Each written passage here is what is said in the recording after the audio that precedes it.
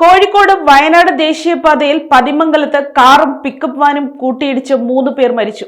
കാൽനട യാത്രക്കാരായ Vavad Irumoth Mandatt Nihal, Puthuppadi Malappuram Appurathupoyil Subki, pickup van driver Wayanad Pozhuthana Parakkunnu Shameer എന്നിവരാണ് മരിച്ചത്.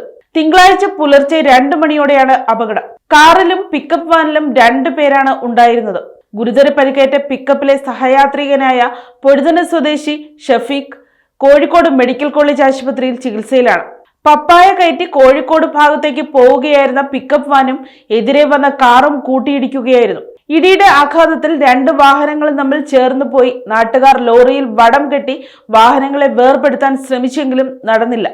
വെള്ളിമാട് കുന്നിൽ നിന്നെത്തിയ അഗ്നിരക്ഷാസേന ഹൈഡ്രോളിക് കട്ടർ ഉൾപ്പെടെയുള്ള ഉപകരണങ്ങൾ ഉപയോഗിച്ച് വാഹനങ്ങൾ വെട്ടിപ്പൊളിച്ചാണ് ഉള്ളിൽ കുടുങ്ങിയവരെ പുറത്തെടുത്തത്.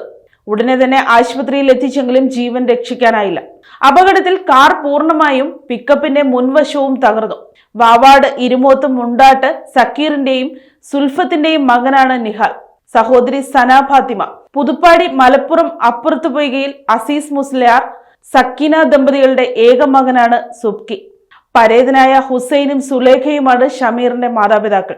ഭാര്യ നജ്ന സുറുമി, മക്കൾ മുഹമ്മദ് ഷഹീൻ, സിയ ബാദുൽ. തിങ്കളാഴ്ച പുലർച്ചെയുണ്ടായ ദുരന്ത വാർത്തയിൽ നടുങ്ങിയിരിക്കുകയാണ് പതിമംഗലം പ്രദേശം.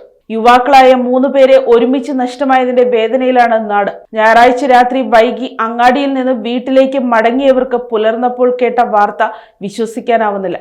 പുലർച്ചെ 1:58 ബ്രേക്ക് ചെയ്യുന്നതോടൊപ്പം വലിയ ഇടിയുടെ ശബ്ദം കേട്ടാണ് പരിസരത്തുള്ളവർ ഓടിയെത്തിയത്. ഇടിയുടെ ആഘാതത്തിൽ വാഹനങ്ങൾ പൂർണ്ണമായും തകർന്നിരുന്നു. Vellimadukunnu assistant station officer Abdul ഫൈസിയുടെ നേതൃത്വത്തിലെത്തിയ 2 യൂണിറ്റ് അഗ്നിരക്ഷാ സേനയാണ് രക്ഷാപ്രവർത്തനം നടത്തിയത്. പടനിലം വളവ് മുതൽ ചൂലാംവയൽ വരെ അപകട മേഖലയായാണ് അറിയപ്പെടുന്നത്. ഒട്ടേറെ അപകട മരണങ്ങളാണ് ഇതുവരെ ഇവിടെ നടന്നതെന്ന് നാട്ടുകാർ പറയുന്നു. മേലെ പതിമംഗലം കയറ്റം കാഴ്ച മറയ്ക്കുന്നതാണെന്നും ഇത് അപകടങ്ങൾക്കിടയാക്കുമെന്നുമാണ് പ്രദേശവാസികൾ പറയുന്നത്. ഈ ഭാഗത്ത് തന്നെയാണ് തിങ്കളാഴ്ചയും അപകടം നടന്നത്. ആഴ്ചകൾക്ക് മുമ്പ് പതിമംഗലം പെട്രോൾ പമ്പിന് മുമ്പിൽ വിദ്യാർത്ഥിനി പിക്കപ്പ് വാനിടിച്ച് മരിച്ചിരുന്നു. അപകടങ്ങൾ തുടർക്കഥയാകുന്ന സാഹചര്യത്തിൽ ഇവ ഒഴിവാക്കാൻ വേണ്ട സംവിധാനം ഒരുക്കണമെന്നാണ് നാട്ടുകാരുടെ ആവശ്യം. News desk, Kottarakkara media.